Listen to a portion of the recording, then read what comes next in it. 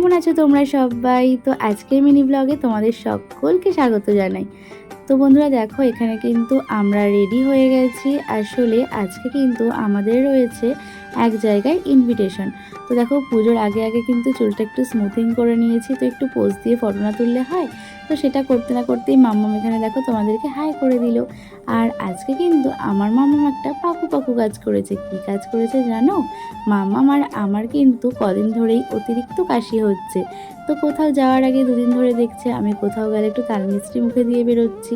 তো মাম্মাম আজকে নিজেই দেখো, নিজের জন্য, আমার জন্য, ওদিকে ওর পাপার জন্য, তিনজনের জন্য তাল মিষ্টি নিয়ে চলে এসেছে। আসলে বাচ্চারা সেটাই শেখে যেটা হচ্ছে মা বাবারা করে।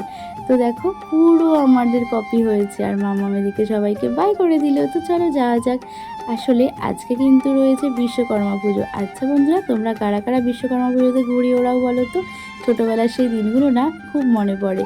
তো দেখো, আমরা কিন্তু তিনজন মিলে যাচ্ছি। আর কোথায় যাচ্ছি জানো? এই দাদাভাইদের বাড়িতে আমাদের এইবার বিশ্বকর্মা পুজোয় ইনভিটেশন রয়েছে। তো সেখানেই চলে এসেছি। আর দাদাভাই কিন্তু তোমাদের সকলকে হাই করে দিল। চলো তোমরাও ঝটপট হাই করে দাও। তো চলো ভেতরে যাওয়া যাক। আর দাদাভাই আমাদেরকে এটাই বলছিল যে আমরা কেন লেট করেছি।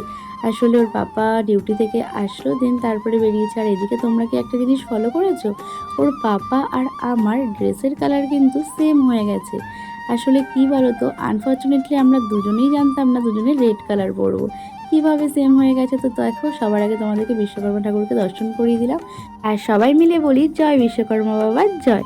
তো দেখো, এদিকে কিন্তু আমাদের আসতে না আসতেই দিদিভাই এখানে প্রসাদ নিয়ে হাজির।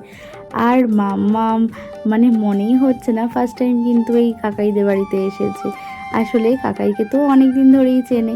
আর এইদিকে দিদিভাইকেও একদিন দেখেছিল, তাই জন্য অনেকটাই পরিচয় হয়ে গেছে। আর মাম্মামের কাছে চেনা আর অচেনা বলে কোনো ব্যাপার না, ও সবার সাথেই মিশে যেতে পারে।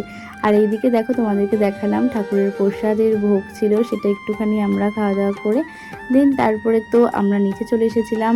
আর এইখানে আমাদেরকে তো অসীমটা তাড়াতাড়ি করে আমাদেরকে বসিয়ে দিয়েছে লাঞ্চ করানোর জন্য, কারণ আমরা অলরেডি নাকি অনেকটাই লেট হয়ে গেছি তার বক্তব্য অনুযায়ী। আসলে কী বা করবো বলো, ওর পাপা ডিউটি থেকে আসবে, দেন তারপরেই তো আমরা বেরোবো। কিন্তু দাদা তো সেটাই বলছে কেন এত লেট করলাম। মাম্মাম যেহেতু খাওয়া দাওয়া করে এসেছে, তো মাম্মাম এখানে এসে কিছুই সেরকম খাচ্ছিল না, সেটা আমাকে বলছে।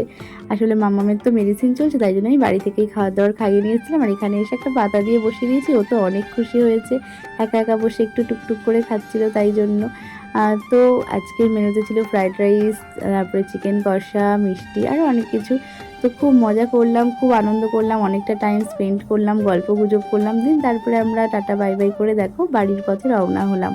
আর এই দিকে বাড়ির পথে রওনা হওয়ার সময় আমি কিন্তু জানতাম না আমাদেরকে ওর পাপা এক জায়গায় ঘুরতে নিয়ে যাচ্ছে।